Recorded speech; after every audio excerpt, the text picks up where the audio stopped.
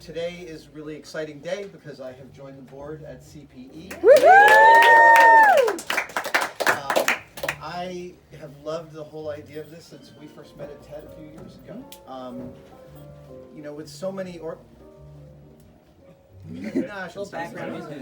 I have, worked with and seen so many organizations in which what the organization is actually doing and what it's achieving describes a bandwidth and a gulf of a goal. But CPE is doing exactly what it's trying to achieve. And it does it in a way that's so transparent, and for this data nerd, data enthusiast, that pleases me so much. It feels like being part of a real solution. And so without further ado, let me introduce you to the fearless leader, Phil Goff.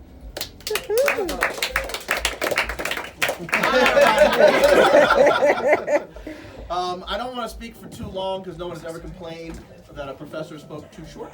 But I want to welcome you. For those of you I've not met before, I am Phillip Atiba Goff, son of Florence and Edwin, native child of Philadelphia, and very proud papa of the Center for Policing Equity. For those who are here as sort of friend raisers, who are future champions, just a little bit about what it is that we do. We give back to communities and to law enforcement tools to allow them to hold themselves accountable to their own values. It's a very basic business principle, but instead of making money, which I have always been terrible at, because this is the jacket I wore yesterday, we allow folks, instead of to track profit, to track their values, particularly equity and burden on vulnerable communities. It's relatively straightforward. It's just like, I'm seeing our law enforcement friends here, it's just like CompStat, right? Where they track crime, right? They identify the patterns and they say, hey, if the crime's over there, we should do something about it. We do the same thing, but for disparities, but not just disparities, the portion of the disparities for which law enforcement can reasonably imagine, hey, we can do something to make this better. Not just poverty, not the education, not the crime, right, where they can partner with and champion with other folks, but the part that is the policies and the behaviors of the officers. And this amazing thing happens when you define the problem that way, which is that it's no longer about the character of the individual officers. It's not the character of any good police chiefs that we got around. It's not the failings of the community. It's a problem that we all have an interest in solving. And especially given, I don't know if y'all know this, there's an election season going on right now. Especially given the election season going on right now, it is not usual, it's not normal anymore for people to talk about problems that we want to solve together. But a very simple management tool that says, hey, if you wanted to solve this, go here first.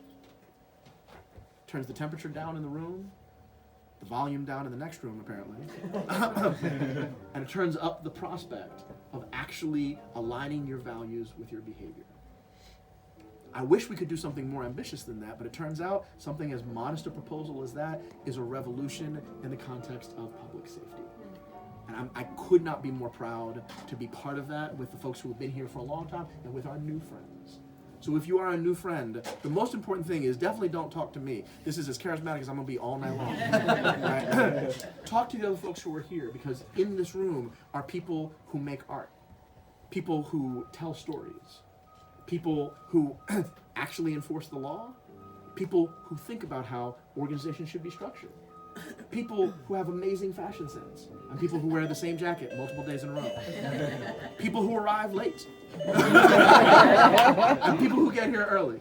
And in a little bit, you're going to be hearing from people whose job it is to make sure that San Francisco is safe, and people whose job it is to make sure that we don't forget where we came from, not just individually, but as a culture, how far we've come from when the laws on the books of the lands were explicitly racist, and it was law enforcement's job to enforce them. We're going to hear from one of the great historians of our day. And I get to say that because I know her a little bit. But before we get to any of that, I want to say thank you, thank you, thank you. Y'all could have been at home in your PJs, enjoying a night of Netflix and whatever the heck else, but you decided to come out. It is infinitely easier to stay home than to do anything else. So thank you for being here. And I do want to recognize our new board member, Adam Savage. Yeah. Where's Michael at? Over here. Our new board member, Michael Lee. I'm not saying he's old, but our old board member, Jack Laser. And anybody else you see wearing one of these are the folks that work at CPE. We do this all day, every day, and it is our privilege to serve in the way that we do, to give back the tools that allow the genius of dedicated law enforcement and passionate communities to come together and do something better than what they can do by themselves. So with that done, let me pass the baton to the Hold other. on just a second. Alexa! Stop. Oh, seriously.